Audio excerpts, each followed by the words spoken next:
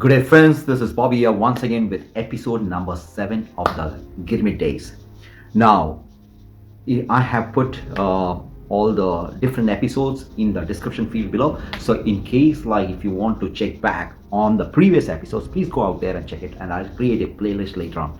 So, continuing from the story yesterday, I would like to mention about the 1900s, early 1900s, when there were paid migrants who came across. Now, as part of the paid migrants, there were lawyers that came in. They were brought in by the government, and there were clerks, there were doctors, there were missionaries, and there were religious leaders, there were artisans. All those people came in, and out of that, the Punjabi farmers and the Gujarati craftsmen, they also were a part of the paid migrants across to Fiji in the early 1900s, and they came and settled down and became an influential minority people community out there in Fiji, India.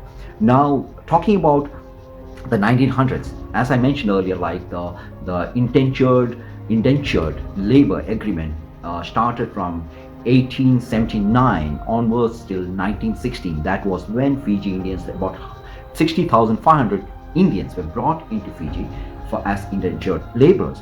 Now, in 1916, when people started forcing, the world started observing that indentured labor was a kind of a slavery thing.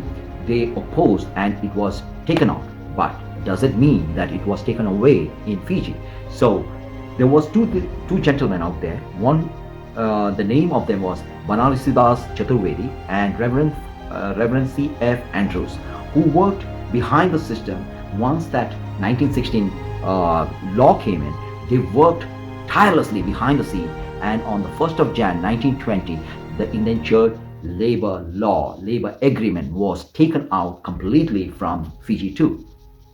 Now, as I mentioned earlier, there were people started. They were given an opportunity whether they want to go back to India or they want to settle back in Fiji. So what happened was, most of the people who came in and worked in Fiji, and who made a lot of money during this one, they thought, if I go back to India, I won't get this much money, and as such I have settled down here. Now I have married and things like that. My family is here. So they started buying plots, and they started investing into their future.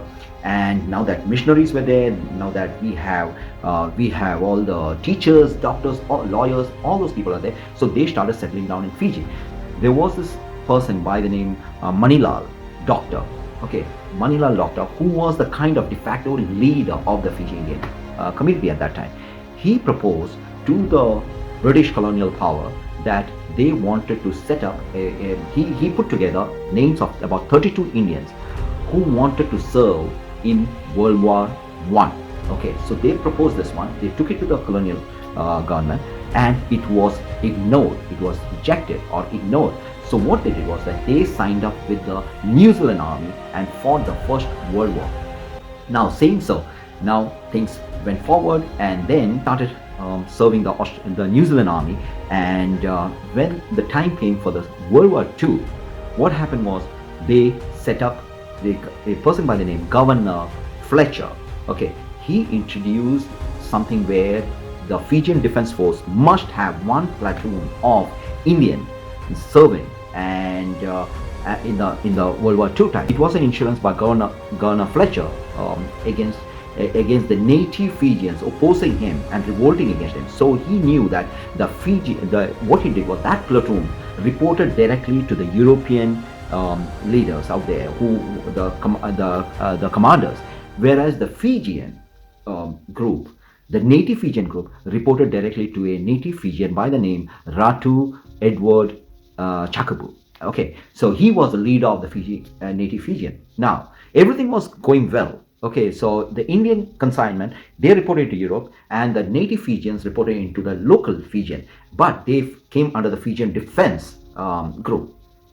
In 1939, when the time came when the World War II was brewing up, mind you, World War II was the longest for about 6 years. They changed the system. The colonial powers changed the system. What they did was that they gave 4 shillings to the European people, and for the non-European, they gave 2. Now, what happened? That As always, native Fijian didn't mind about it, but the Indian platoon, they objected to it. They said like that is not fair because you are giving 4 shillings to the European counterpart, whereas we are also in the same division and we are non-European and you are giving us 2. So they challenged it. So what happens is when Governor Fletcher saw this, he said like, oh, this is going to be difficult. ये मामला हाथ से जाने वाला है. तो क्या किया उन्होंने कि he said like, okay, I'm going to dismantle this. Why? Is because once the native Fijians see that the Indians are revolting, they will also revolt against the European.